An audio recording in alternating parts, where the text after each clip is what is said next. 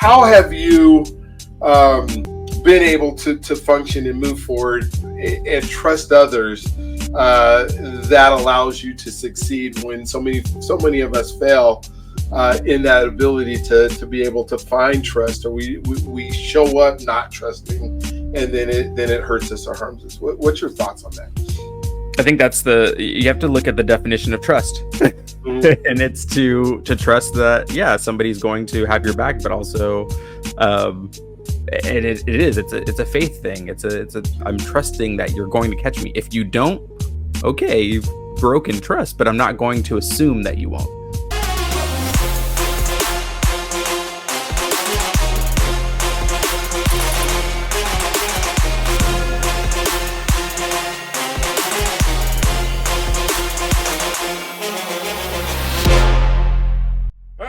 Welcome to another edition of Journey to Freedom podcast. And I'm Dr. Brian Arnold. I'm your host.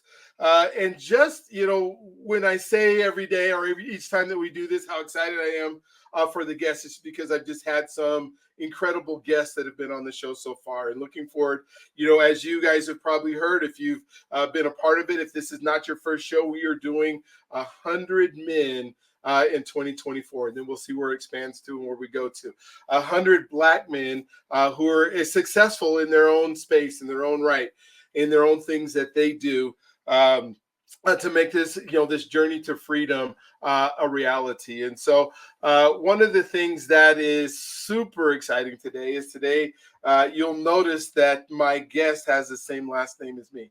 And the reason he has the same last name as me is because he is my son.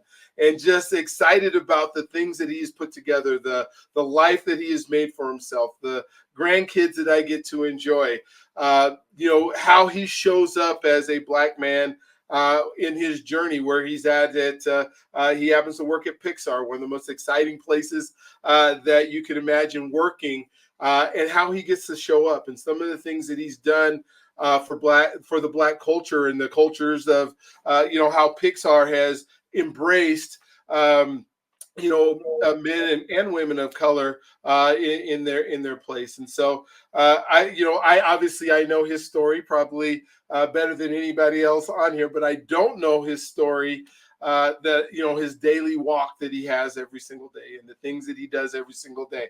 The first 18 years of his life, I got to participate in that on a daily basis. But since then, as he's doubled that, close to doubling that now, when you start thinking about that, right? There's a whole lot of things that I don't know, but just, just super proud of him, super proud of the man that he's become, and can't wait for you guys to experience some of the things that I've been to experience. So, Staphon, I'm going to go ahead and let you start your journey wherever you would like. And then we will go from there, as far as, talking about our 5 pillars, which are trust, health, finance, faith, and identity. Not necessarily in those orders, but we'll just go through those as we get the opportunity. And so kind of just, share with us, some of your thoughts, your journey, and wherever you want to start. Yeah. Well, thank you. I thought we at Pixar could make people cry. You're doing a pretty good job. No, but I'll start off saying I'm a giant nerd and geek. So as Gandalf said in Lord of the Rings, every good story starts at the beginning. Or wait, no, that was Bilbo. Never mind. Man, I'm misquoting my own nerd stuff. I love it. Yeah. I always, like, whenever I tell my story, I always start with, my dad was a computer professor and my mom was an artist. And so you put those two together and you get me, who loves graphic design, loves art, loves technology. And that is kind of a huge part of my journey. In the beginning of my journey, just growing up playing with every little bit of tech that I could, that you would bring home. And art, just so many art lessons, and learning how to see the world in shape so that you can draw it and break it down, and the colors and all of that. So I think because of that, I just have an awe of the world all the time.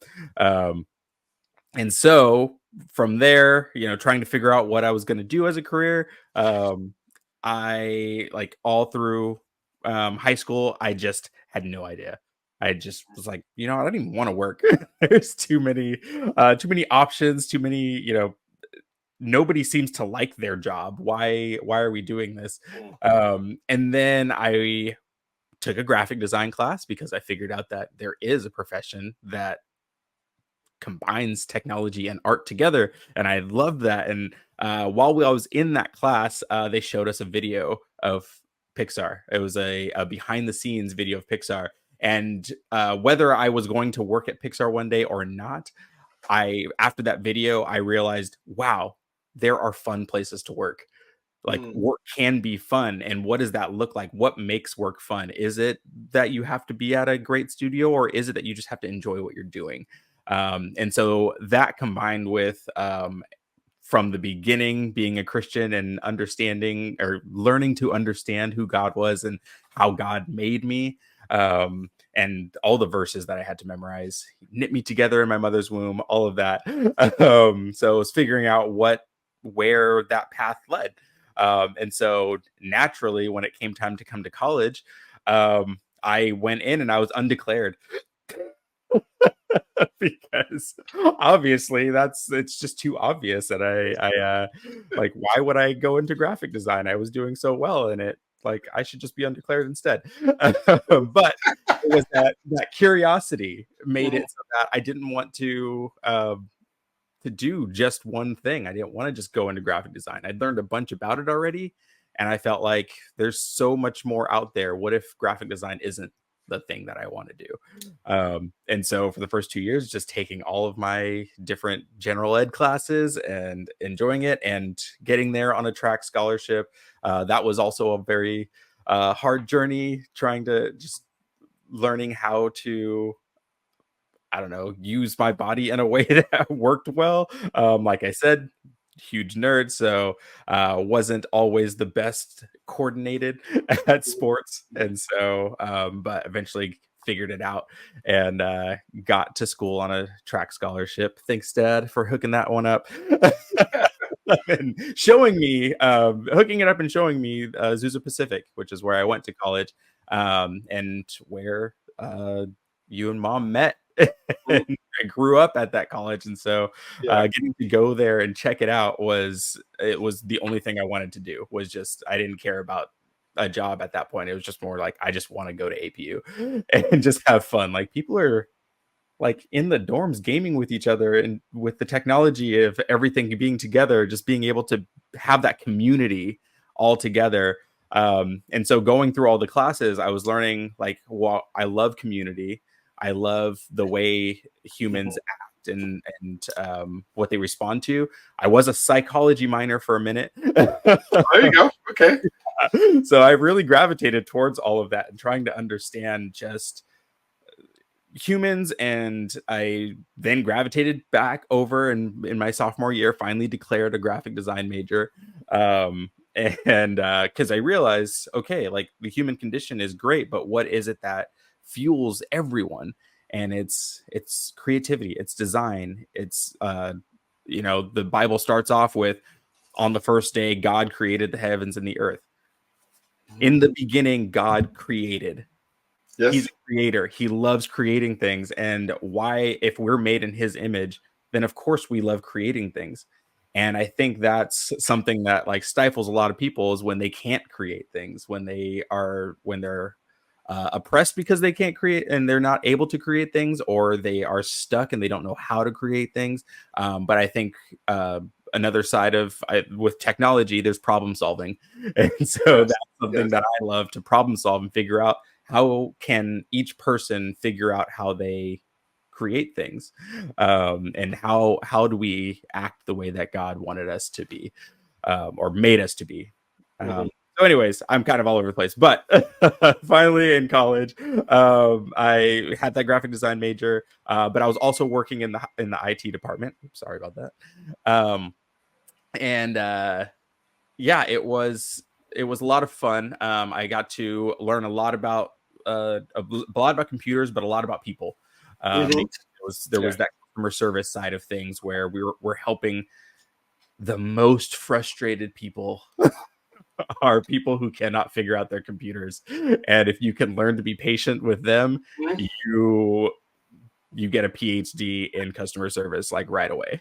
Yes, absolutely, absolutely. Anything else is fine, but when people cannot figure out technology, the way they feel is like if they're older, they feel like the times are too fast for them and they can't keep up, and what's the point? If they're younger, they feel like they're competitive with everybody else and they should know this, but they don't. If they just don't care about technology, they wonder, why is this world like this? And so uh, Hmm. there's so much anxiety around technology, and learning to navigate people through that is a lot of fun when they when they get it, when they Yeah. realize the CD drive in their computer isn't a cup holder. Sorry, that's an old joke. Especially for the folks right now who, like the young folks who will watch this and don't even remember the CD coming out of a computer. What's that? Yeah.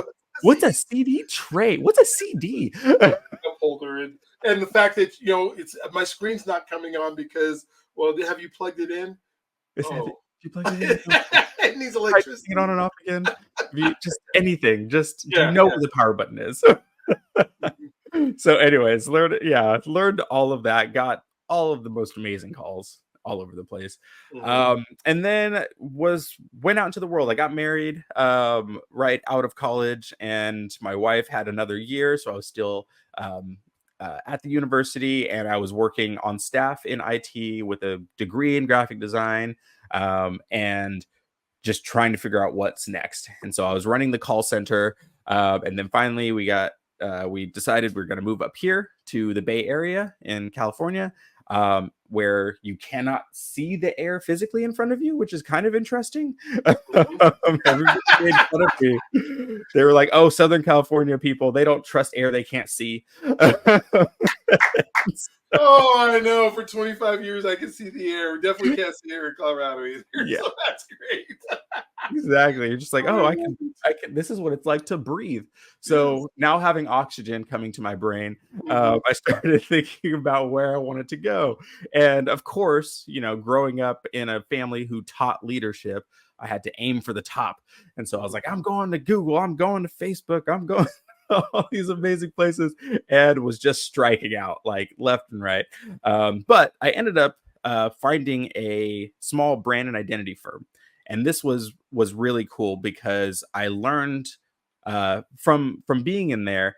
I learned a lot about how companies work, mhm, about how they want to put their best foot forward.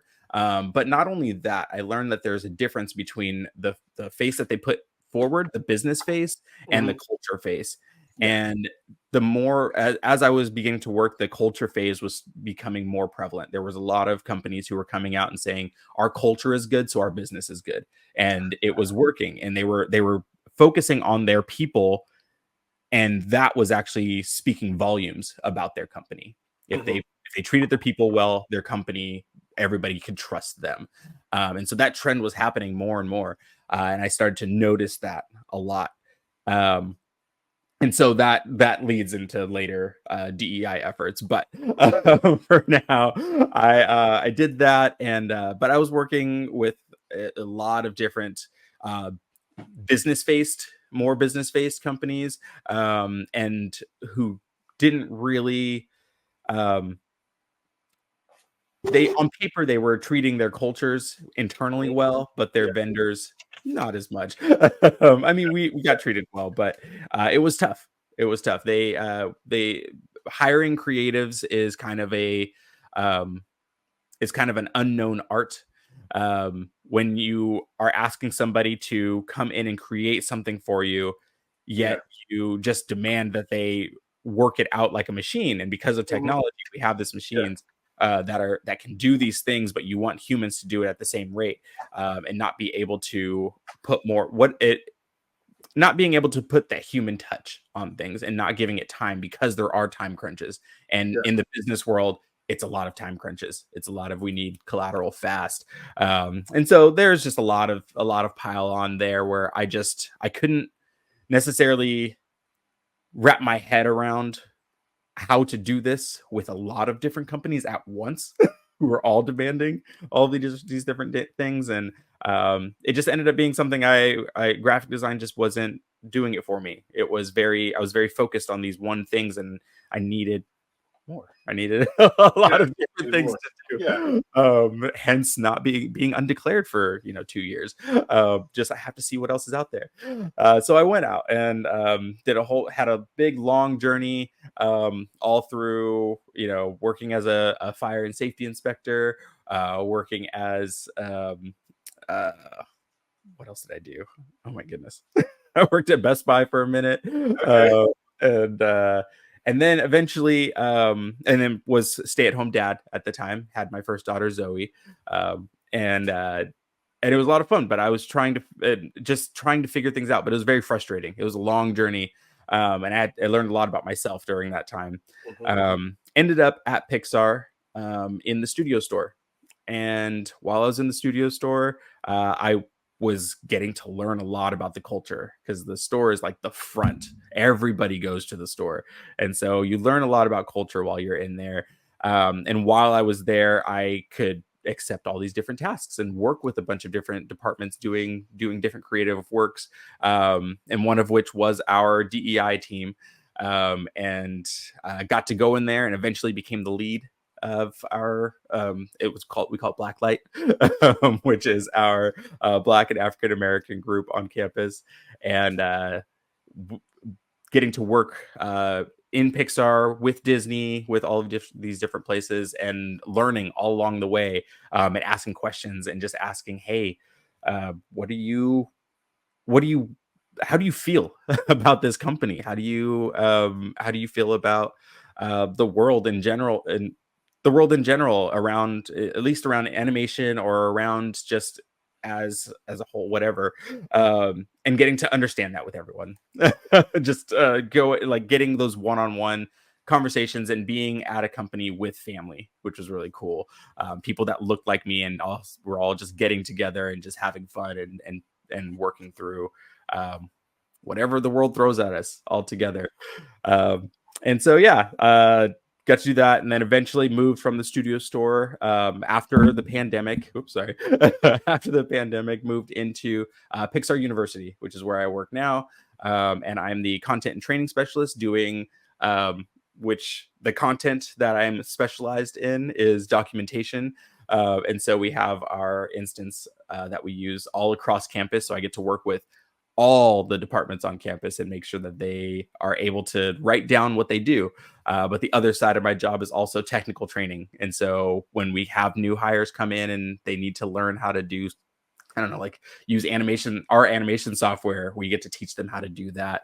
And then I get to go out and do a little bit of R&D and work with other companies to bring technology into the studio as well. So all that to say, it's understanding the culture and getting to feed into that culture has been a huge passion of mine since the beginning, and being able to do it creatively, learning what makes our company great, what makes all companies great, in brand and identity, and all of that coming together.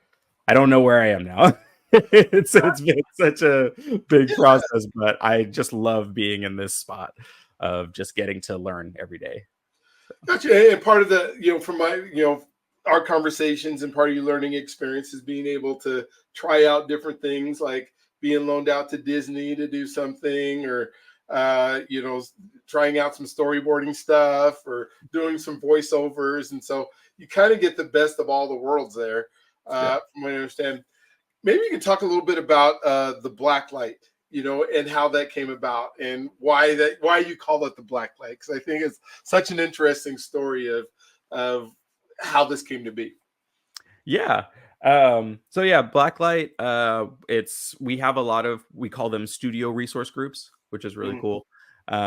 And in Blacklight, the reason we called it Blacklight in the first place, we were in a discussion, we were trying to figure out what fits the theme. Like, what if it was like a black Luxo lamp, which is the icon of Pixar, and what would that look like? And we realized, wow, like, you know, one thing we like to do, is shine light on things that are shine light on everybody's different skills, on things that are being done wrong, things that are being done right. Um, Something that not everybody can see in the normal light, but under a black light you can see so many different things. You can see, and it changes things into a different color, and you can be looking at an entire wall and think, oh yeah, it's just a wall. Then you turn out the lights and shine a black light on it, and it has like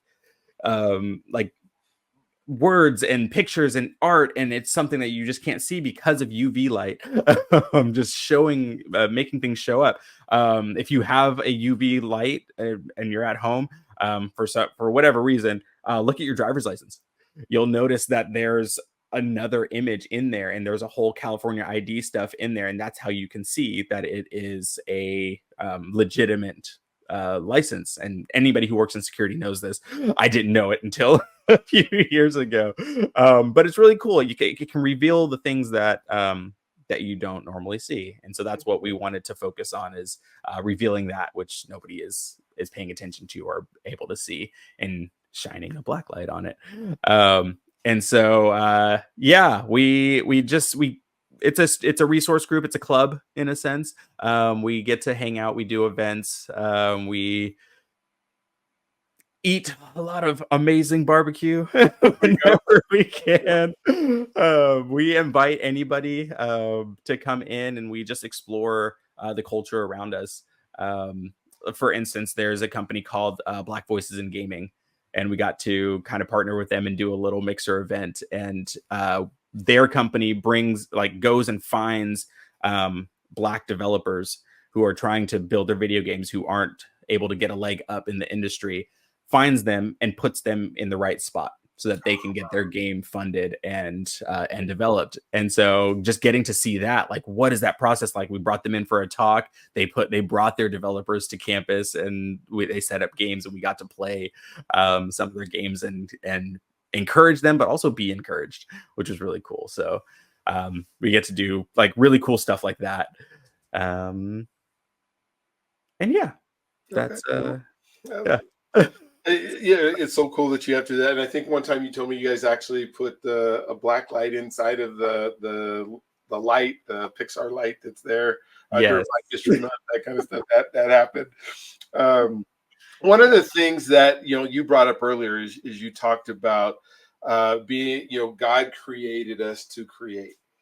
Which is so neat. And I think sometimes, you think of, he made the heavens and the earth, and he spoke those into existence. And then, and then he made the creatures, and he spoke those, there will be creatures, the dogs and the cats and the animals and that kind of stuff. But he molded men, right? He didn't speak into existence, thou shalt be man, and man was there. He created us to be creative.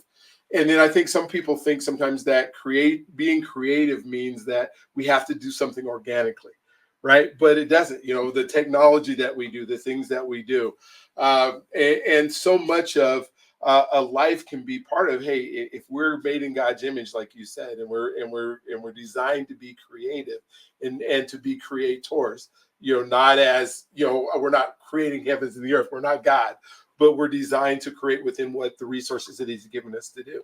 And I think so many people live outside of their purpose because they think, I can't be creative, or I have to follow what somebody else has done.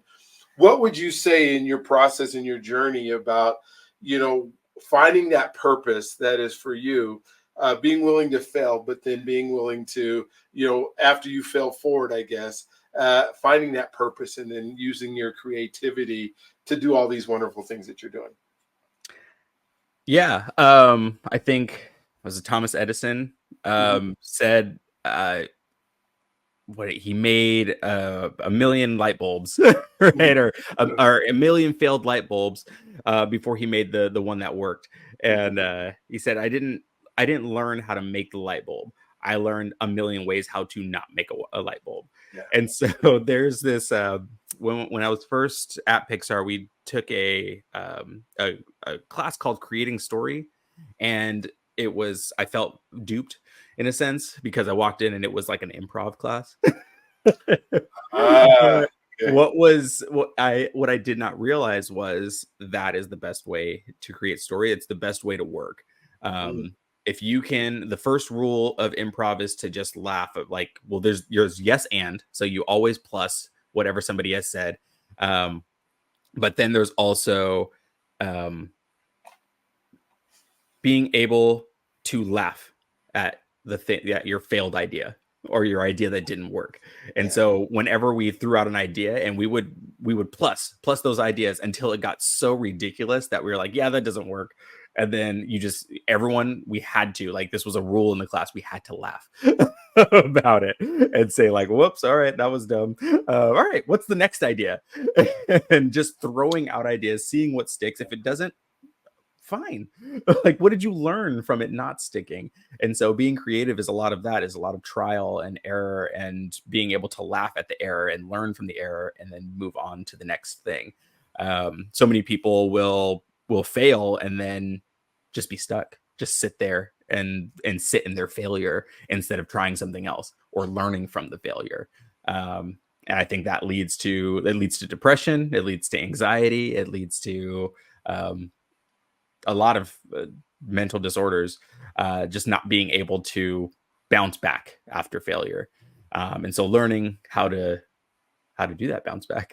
And it's hard too, especially when you fail multiple times in a row and you're just like, okay, I'm just never going to get this. It's like, okay, yeah, you could sit there, or what are you going to do next? Are you just gonna sit under this tree and die like like Jonah? Like, what? Like, I'm done. It didn't work out the way I wanted to, but might as well just sit here and die. Like, Yeah. Wow. So when we talk about trust, because trust is one of our pillars, and I think of trust, whether it's trusting the process or trusting, you're talking about, a class or a series you take where you have to trust the people that are in the room when you're able to laugh, that they're not going to perceive you in a certain way.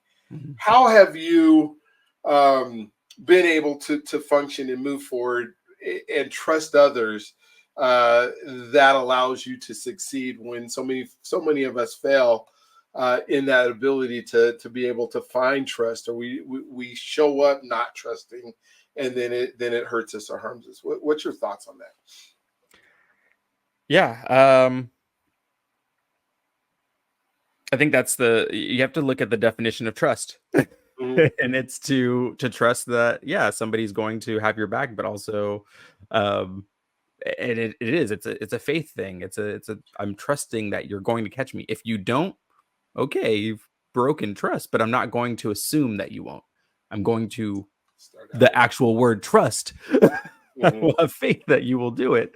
And if you don't, then we can analyze what that why. And that's where it is. It's just always being trusting. And then when somebody fails to earn that trust, or they don't handle that trust well, that's when you address it. You figure out, okay, why did you stumble? Why could you not handle my trust? And when I think also having grace with that too, of just like, okay, I put my trust in you, you didn't handle it well, but you are human, and I know that my ultimate trust lies with God, and that he's going to take care of, oh, my dog's here, that he's going to take care of whatever's going on, and I know that he's the only one that I can truly put all of my trust in. Everyone else is human. I put my trust in them, but I not with the expectations that there's going to always be success. You have to be realistic and graceful, or grace. Yeah, full of grace. I love where you're at, because one of the things that I find, or one of the things that I hear often, is when, and I could see, rooted in Christ and rooted in your faith is what allows you to trust. Because so many in our culture show up mistrusting first, and then making somebody earn trust. Mm-hmm. And where I see you, and you can tell me if I'm wrong, where I see you coming from is, I'm going to trust you first because I trust the God of the universe, who then has put you in my path for whatever reason. So I'm going to trust you, and then you can, I I guess through mistrust, you can, do something that then lowers my ability to trust, but then I have to give grace. But at first you're starting out with trust, where I think that is something, maybe people or you're around people that start out with that mistrust. Is it, what's your thoughts on how that process works? Am I right on kind of summarizing how you show up? Yeah, I mean, it is a little bit of having to be a little gullible on things, Mhm. and like, okay, you said this, so I'm gonna trust that what you said is your word. Um, but if you aren't able to be trusting or gullible, then you can't put yourself in a position to challenge somebody when they don't handle it. Okay. So if you're just like, well, I'm not going to trust you right out the gate, and then they fumble just like you said, you can't say anything because you never trusted them in the first place. You Yeah. never thought that they were going to succeed in whatever was happening. Mhm. And so that you don't have any room to have a conversation at that point if you can't start with trust. So yeah, it's being gullible, being to an extent, like, don't be dumb, but Yeah, yeah. No, I mean, yeah, there's some obvious things you just don't trust, blanketly. yeah. I got a guy who has we walk down to San Francisco or something. He pulls out his coat and it's full of Rolex watches. You're not going to trust that all those Rolex watches are real, right? Exactly. Exactly. There is some common sense that jumps into here. Let's talk about identity for a minute, because one of the things that, as a leader, as a person who is giving, um, I guess, guidance to folks. I mean, that's kind of your job as part of Pixar University, giving guidance, whether it's in technology or whether it's in creative, whether it's in software. Um, what have you done to grow your identity so that people see you as the expert, or see you as the person who can lead them, or see you, well, even through a church ministry, or through, as a dad? What are some of those things in your identity that you had to look at? I mean, you went from undecided to figuring out your life to, you know yeah, just talk about how your identity was created, and how you move forward with that. Yeah. Mhm. I think there is an aspect of always wanting to learn and always learning, um, that has helped form my identity there. Um, and so when I don't know something, that's my response is, "I don't know it yet." Let me go learn it. Let me go find an expert. And so just having that kind of personality, especially when I'm working in customer service or working on any jobs with people, is they can trust that if I don't know it, I'll figure out something. I'll figure out a way to do it. But always doing it, not I don't know, always following through is, I think, a big part of that as well, being able to be trusted in that sense. Showing up and bringing 110% to whatever I'm doing, and making it very obvious that I'm gonna try my hardest in the situation that we're in. Um, and yeah, I think as time moves on, people start to learn that, and people start to Mhm. gain more trust that, like, okay, yeah, like, maybe this didn't, I don't know, go well, but it wasn't because fun didn't bring 110% to it. It was just like, you can, when it's very obvious that the situation is what makes something a failure versus the people that make it a failure. If something fails, like a project or a program or whatever, and it fails, and it's very obvious that it's like, oh, it failed because of so and so, whether they'll say it to your face or not, if they can be if they can be very sure that it was never my not for lack of Gotcha. effort. And yeah, just being available to support. I think the best leaders also are the best servants. They're the number one servants of the people. Mhm. It's not that um you're ready to do the lowest of the jobs and not just sit on a Yeah. chair. for success for everybody. And that's, Jesus washing the disciples' feet and saying, yes, I am the God of the universe, but I will wash your feet. So that support level is big as well. Well, and I can think of a story in your life where when we think of identity and what shapes us and how we're shaped and the community that we end up in. When you were, I don't know, 8th grade, I guess, 7th or 8th grade, and you decided you wanted to play baseball, but you hadn't played baseball all the way through Little League, and so, and the coach was, he was mean. I mean, he did, you didn't have the skill sets of what all the kids who had played for 5 years or since they grew up. He put you out in the field. He didn't play you. He got suspended for not playing you. And then to see, for some people, that's one of those pivotal moments in their life where we stop everything. We quit. We failed. We didn't move forward. But instead, you move from there to, hey, but I can do track. I might be the best baseball player ever, but I can do track, and I can, go to the state high school meet. I can become a national champion, which you did. And, now your identity flips from what somebody tried to put on you as an identity is you suck at baseball to I'm a national champion in somewhere else. That identity then moves forward, right? I mean, you take that identity of I can be successful if I'm in the right place. Do you attribute some of that to associations and people that you were around and being around the right people? Do you associate that with an inner ability just to not fail and I'm not going to fail? What are some of your thoughts on that identity shaping that? I guess what I'm saying is how it could help somebody who's listening to this podcast go, hey, I've had something that was terrible that happened to me, but that doesn't have to be the end. What do I need to do that can shape that identity that now puts me at Pixar University and thriving in life from I suck at a sport that I really didn't want to play anyways? Yeah. All right. Well, I know the way to answer this. Okay, so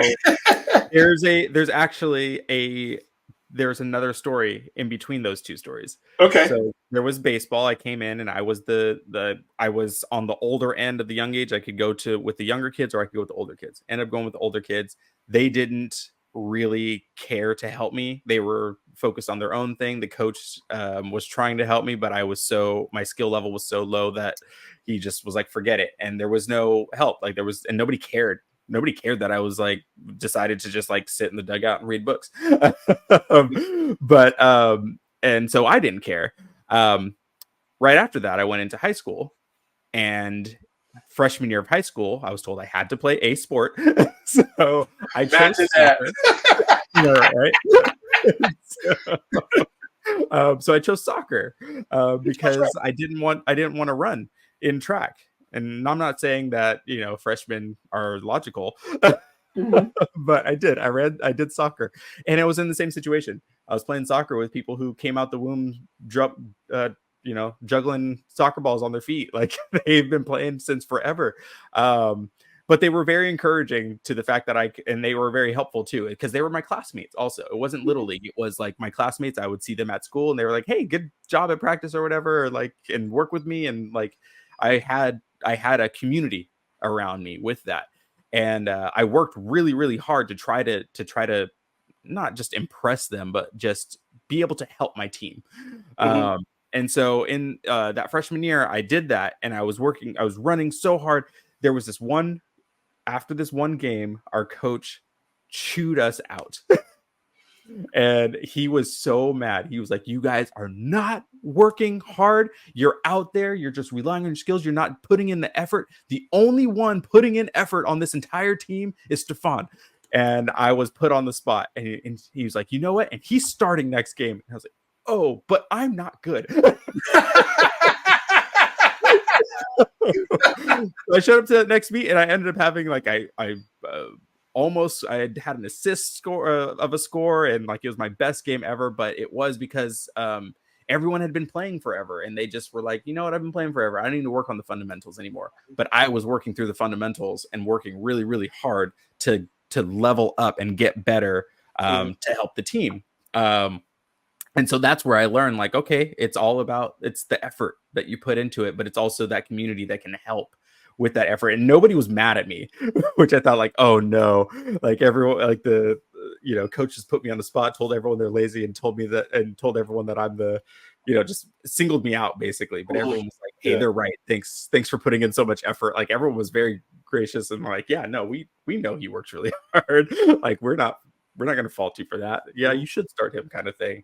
And so when it came to track and being able to work on my own skills, but having a team as well, who are all working on different things, I think the community around you, and if you can help somebody who is also trying to better themselves as well, and better yourself alongside them, that's where you actually get growth. And so I always just try to be around those people who are trying to better themselves and move forward.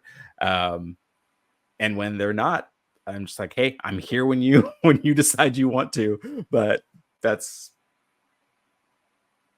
don't need that. Yeah. Sorry. Oh my gosh. Yeah. Yeah. Well, that's cool. I mean, I love that story because it puts in there to the, the power of associations and the power of positive people that are part of the process. You go from nobody caring in a dugout to, hey, we don't have to deal with this very long. He'll probably quit anyways after this season, to encouraging people, from a coach that's encouraging to teammates that are encouraging, that are people that are putting you in a place. Sometimes we have to seek those associations out. We have to find those people in our lives that will help us to move forward, and then get rid of the folks literally that are pulling us down, and those crabs in the basket that, and the story is in a crab basket, when crabbers are if you've never heard this, that, when you're catching crabs and you're out there and you're putting them in your baskets, and you catch the first crab, and you put them in the basket, you almost have to put a lid on it, because the crab can, they have claws and they can just crawl right out of the basket and leave. Once you put a second crab in the basket, you no longer have to have a lid, because one crab will always pull the other crab down and not let them escape. And so that's just, the nature of crabs, I guess. And so who's in your crab basket has become so important, is, they're not going to let you get out to do wonderful things, because for fear that they won't be able to come as far at first, or whatever it is. So, associations are so important. Can you pinpoint or think of just, some really positive associations that have helped you progress, to get to where you're at? I mean, are there the pivotal ones, or is just you found community all the time, which is the other part of association, is how do I pick the right communities to be part of? Yeah. I mean, I'd say a huge pivotal one. I've leveled up so much since being at Pixar. And it's true. Like when you talk to, like, everyone's like, okay, yeah, Pixar's the best place ever. They make the best technology, they make the best art, they make the best everything. And it's like, yeah, but that's such a small nugget compared to how amazing the people are here. It is truly a company that we push technology, we problem solve, it's not just like the movies are beautiful because of what everybody does in the back. Like our campus is split into or like our main building is split into two sides. There's the creative side and it's like a brain, creative side and the tech side. And so you have like all of the, servers and all of that on one side, and then you have like the art department on the other. And the way the building was designed by Steve Jobs was so that everybody had to come in the middle. There's the bathrooms are all in the middle, the stores in the middle, the mailrooms in the middle, the cafes in the middle. You have to come to the middle, even if you're on the complete other side. Even if you're an executive, you have to come to the middle to go to the bathroom. And so it's those ideas coming together, that collaboration, and people are genuine and genuinely wanting to help each other. And so when you have those conversations where, like, on the tech side, they're trying to figure out an art thing, and they can, like, the tech tech side can say like, wow, like you came up with something like so creative that I wouldn't have thought of because I'm not an artist. And then an artist will be like, whoa, you that technology, that tool is really going to help me with my art. And like being able to put those together, I think that's been the coolest lesson. There's a book called Creativity Inc. By Ed Catmull. He's the president, and it's the most amazing book about culture. And it's just the story of how Pixar came to be, and even how it started, where it started with George Lucas wanted to. Yeah, we were originally owned by George Lucas, and it was they were making a machine so that we could use computer graphics in like his movies and so that everybody could do it in different movies. And then there's, the story goes on, but it's things like that. It's stories like that. Stories are big as well. That's how that's what I learned a lot about here as well, is that's how we communicate well. Through story. Through story. That's how we get ideas across, like really profound ideas. But you get those ideas across in not in a way where somebody's telling you to do something, because that's one of the biggest things that I've learned is hanging out with people who are willing to tell you their story. Just like even just this podcast, just being able to hear different people's stories. I'm not telling you how to live your life. I'm telling you a story about how I lived my life, or a story about a parable in a sense about like it might have a nugget of a lesson in there, which Jesus did over and over. Like that's the only way he spoke. That was how he gave his sermons, were through parables. And because it makes you think. It doesn't just tell you how to think. It makes you think and makes you grow. I was recently reading an article where they were saying Christians are have some of the fastest and best brain synapses, like science wise. Like Christians can problem solve a lot better than most other people, and that's because we continually are challenging ourselves to understand how God did things, and understand that with like you have a side of the brain that is logic, and you have a side of the brain that's like belief and creativity, and we have to use both sides in order to have a relationship with God. We have to figure out the logic of like, what do we need to know? What will we never know? What can we accept that we will never know? What can we how can we use belief to understand different things? How can we learn things through parables, through stories, and we decipher them? And so our brains are constantly working. I think I lost track of the original question. Oh, that is part.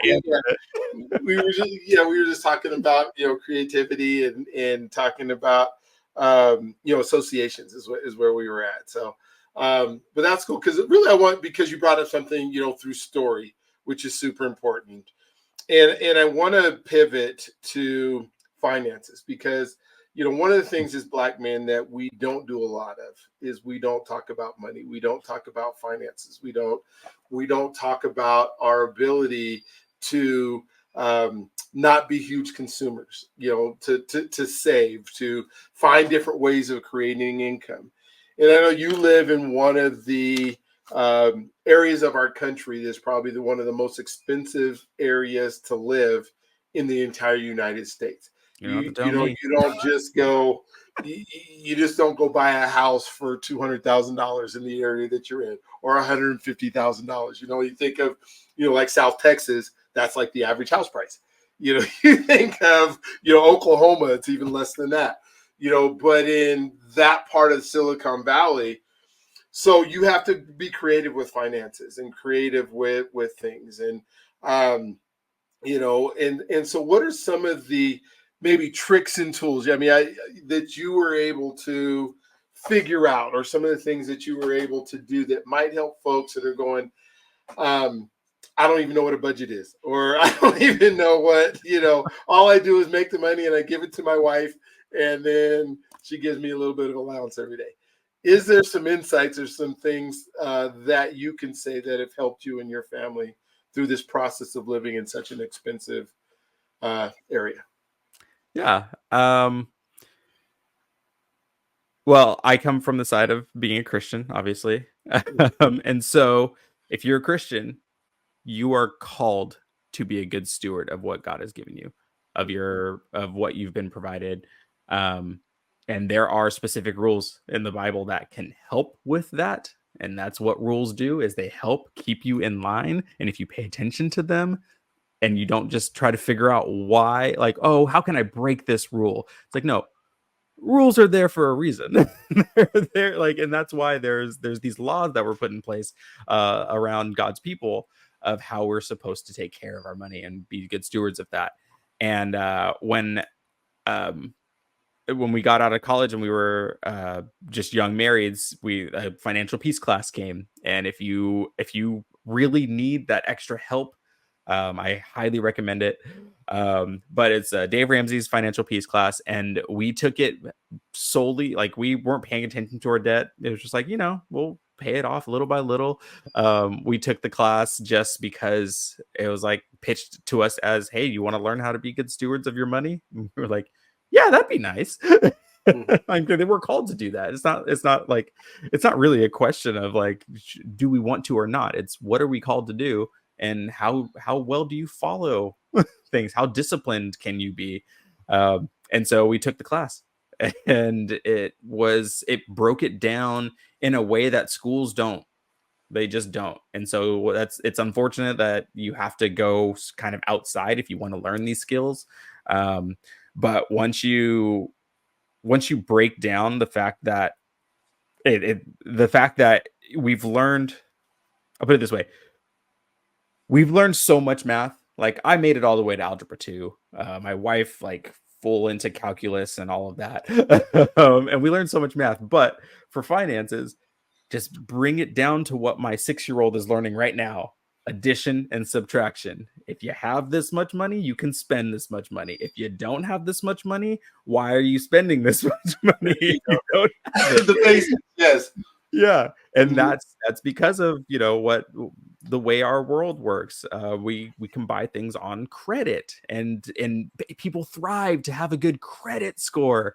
And it's like, what? That is so backwards. Yes, my credit score is blah blah blah. I don't even know what the numbers are. It's like, my credit score is this, and that means I know how to borrow money really well.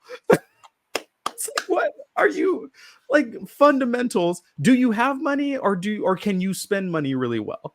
Or do you know how to have money? Do you know how to have these numbers? And just being able to pay attention to the simple numbers, even just the fact that it's a positive number. And when you see a price, do you have that positive number to buy that thing or not? And just keeping track of it. And so I think there's a lot of fundamentals of finance that are skewed. This world is not one that's going to, especially this country, is not one that's going to discourage you from borrowing money from each other. And that's unfortunate. And so how can you, if you're struggling with that and you start looking for ways to do it, for ways to manage your money better, that's all you have to do, is just start looking for ways to manage your money better, and you will hit so many searches so very quickly. And they will all say the same thing: don't be in debt. And that's, I mean, don't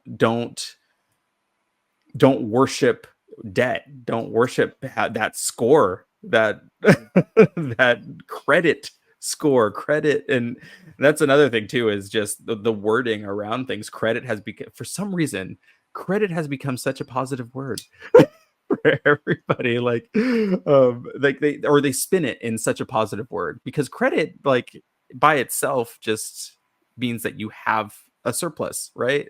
Credit is positive. But it's debt. How do you use the positive word on a negative word and say that this is what you have? You have this much credit. But it's like, okay, I have the ability to have this much debt. Yeah. So really being able to look at those words and break them down, and not be awestruck by these different words and different perks, that, like, if you just had money, you could get the same perks. You could get into Yeah. Sorry. Good. We just don't save, right? We don't save in our country, and we don't think about that ability to save and how money works. And like you said, it's starting to be taught in schools now, Good. but it's counterproductive to our American way of life that perpetuates our economy. If we teach in school to not to save and to not get into debt, then what happens to our economy? What happens to our ability to pay taxes on items that we're buying? And so we have to look at the system is in place to get exactly what it's designed. It is getting out of it exactly what it's designed to do. Yeah. And so for our economy to thrive, folks have to be in debt. But that doesn't mean that you have to be in debt if you're listening to this. It means that you need to manage and figure out, how am I going to manage my money correctly, Yeah. and not think of those words in terms of, credit is good. If credit is, I was listening to something just the other day where he was saying a lot of people want to be millionaires, but they want to be millionaires not in assets. They want to be a millionaire so they can spend $1 million. And so that's a whole different thought process of, I want to be a millionaire just so I can spend it, Yeah. not so that I can further my family or further, because you think about, God said it's, good to leave an inheritance to your kids and your kids' kids, Mhm. and then to not lay up treasures for yourself, right? He didn't say don't lay up any money.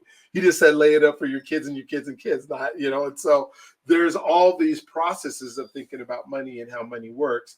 And so just like Staphon said, I would encourage you highly, whether you put something in the comments here, we help you out and we send you to different places, or we give you resources, which we'll be happy to do, even through this broadcast. But finding, if you just type on YouTube, I need to manage my money, you're going to find all kind of different people who are going to tell you, like he said, the same things.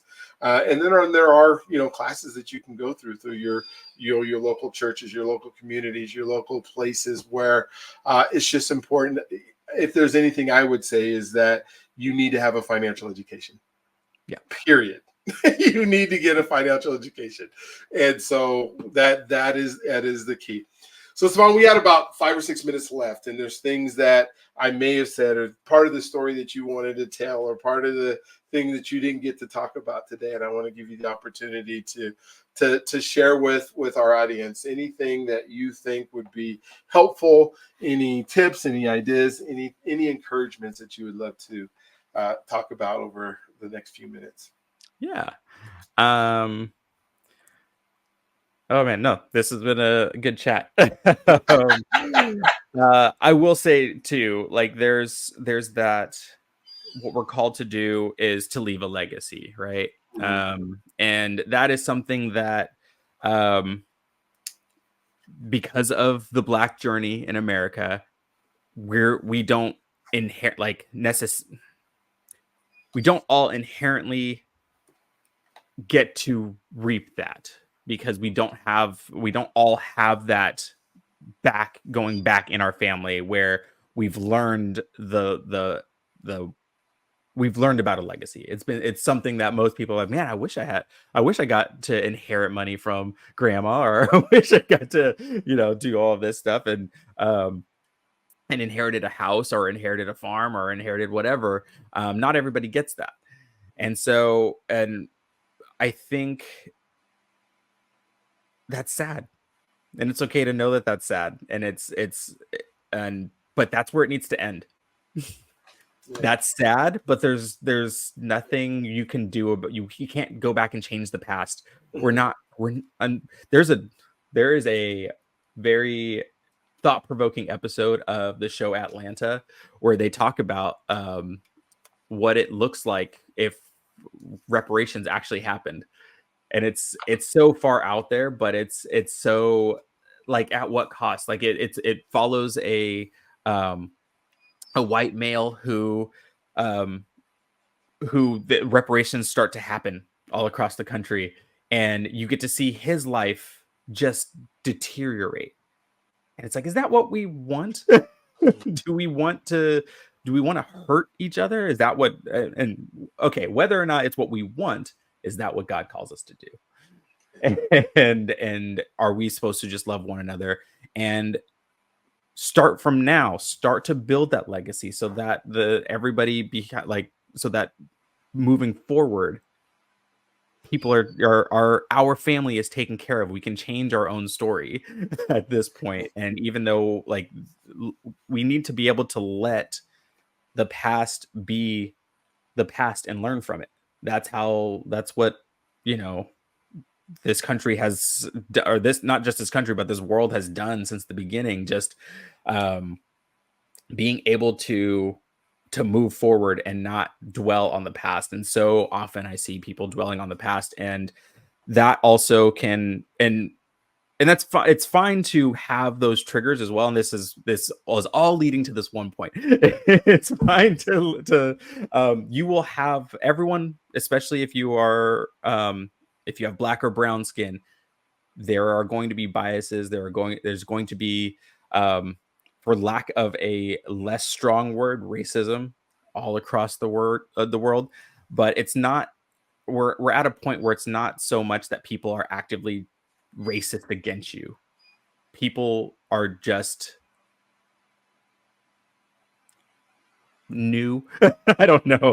Just it's inherent. It's something. There's definitely going to be biases from everybody. And how can you handle those biases, and how can you help point those out?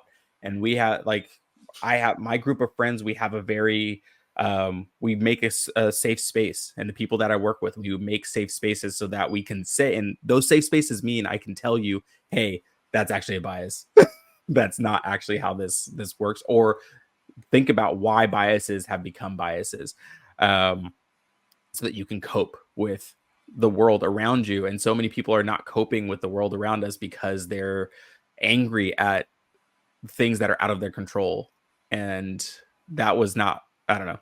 Anyways, but all that to say, I think not only should everybody go through financial education, but also go through emotional education and understand how to label those emotions. Don't just be angry.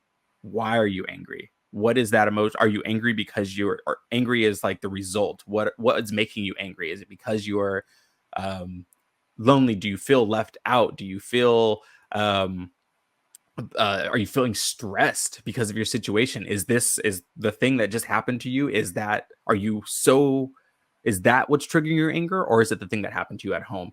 And it's just being able to understand your just that emotional intelligence will help level everybody out, will help level you out so that you can start to make good decisions and start to understand yourself and start to understand others as well. And that's, I think, helps as well with giving grace to each other. When somebody's angry with you and mad at you for whatever reason, or mad with you, it's like you can think, okay, I didn't do anything, so this must be something else. So it's something else happening in their life, and giving them grace. Hey, I know you're a human, but what you just said was unacceptable. So what's going on? Yeah, absolutely. Well, there's this belief that that in God, in this amazing, incredible world that God's created, that there's limited resources, and in order for you to have, it has to be taken away from me, or if I have it, you have to have it. And there's so many resources, and it's not finite. And I think racism a lot stems from systems that are built that I get to have and you can't, because there's not enough resources for both of us. And so, and that's where we have to extend the grace, and that's where we have to extend, reparations. Yeah, okay, that would be great. Yes, things happen. This has not been a great country for Black men, in the history of the world, but that doesn't mean it doesn't have to continue to be that way.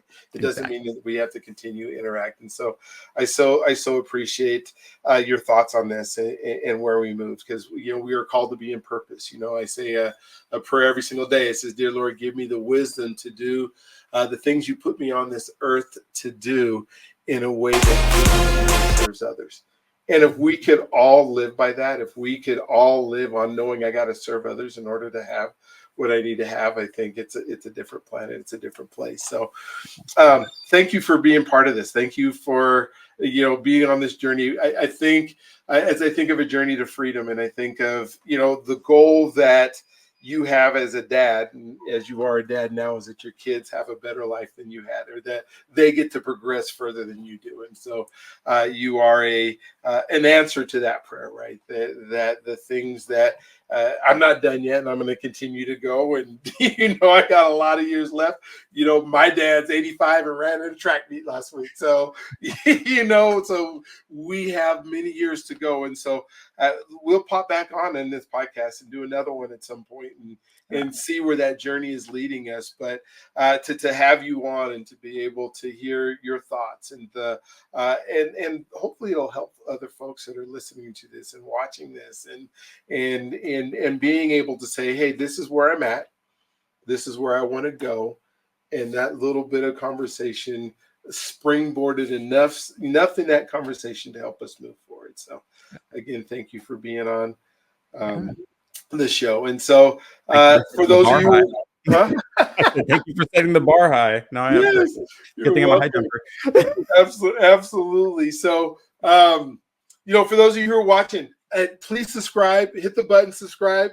I ask all my guests to find at least 10 people who will watch it. But as you're watching and you're seeing this, subscribe, because as a community, our goal is to serve others and help people move forward. And so I used to say, have a great day. I want to start saying now, make it a great day, because you have the ability for your own destiny, to shape your own destiny, to make every single day amazing and make every single day great. Make every single day a day that others would want to duplicate. And you have the ability to do that. So thank you for being part of another episode of the Journey to Freedom podcast. And we'll look forward to talking to you on the other side.